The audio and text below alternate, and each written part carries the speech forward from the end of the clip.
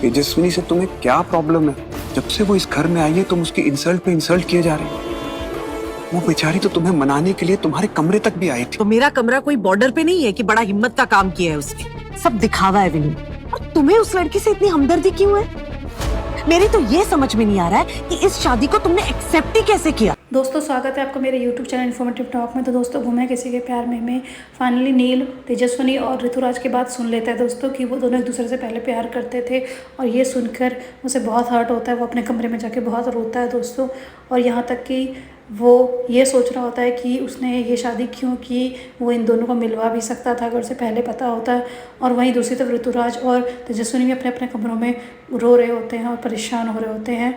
दूसरी तरफ दोस्तों तेजस्विनी के मायके में वहाँ सतीश काका जो उसके चाचा हैं वो और उसकी काकी वो दोनों मना कर देते हैं। अगले दिन उनके घर में जो फंक्शन हो रहा है वहाँ उन्हें जाना होता है और वो वहाँ जाने के लिए दोनों मना कर देते हैं और कहते हैं कि अगर इस घर से उनके दादा दादी भी गए तो वो इस घर को छोड़ के चले जाएंगे, क्योंकि वहाँ उनकी बेटी की शादी नहीं हुई और वो किसी और की बेटी की शादी को एक्सेप्ट नहीं कर सकते। वहीं दोस्तों जो तेजस्विनी की बड़ी आई है वो कहती है कि वो सारे घर वालों को जाना चाहिए, पर कोई उसकी सुनता ही नहीं है दोस्तों।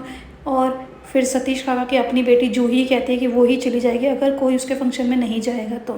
वहीं अगले दिन दोस्तों काफ़ी मुंह दिखाई के लिए काफ़ी अच्छी तैयारियां हो रखी होती है तेजस्विनी के ससुराल में। और उसकी जो सासू माँ है वो अभी भी नाराज़ ही है दोस्तों और उसे बहुत गुस्सा आ रहा होता है, जैसे कि आपने इस क्लिप में देखा। कभी नाजायज नहीं होता। रीना तुम तो पढ़ी लिखी हो, आज की औरत हो, फिर भी ऐसी बातें कर रही हो। पहली बार तुम्हारे मुंह से मैं ऐसी बातें सुन रहा हूँ और ट्रस्ट मी मुझे बिल्कुल अच्छा नहीं लग रहा है। तो दोस्तों सुना आपने कि कैसे उसकी सासू माँ किस तरीके से रिएक्ट कर रही होती है और वो कहते हैं कि वो इस फंक्शन में अटेंड भी नहीं करना चाहती, जबकि उसके पति बोलते हैं उन्हें कि उन्हें इस फंक्शन में होना चाहिए क्योंकि उन्हें इकलौते बेटे की शादी का फंक्शन है और उन्हें ज़रूर अटेंड करना चाहिए। तो दोस्तों आपको क्या लगता है, क्या नील इस गिल्ट के कारण अपनी और तेजस्विनी की शादी को तोड़कर ऋतुराज उसकी शादी कराएगा? मुझे कॉमेंट सेक्शन में ज़रूर बताएं। बाकी आगे की स्टोरी कल इसी समय इसी वक्त। अभी के लिए टाटा बाय बाय दोस्तों।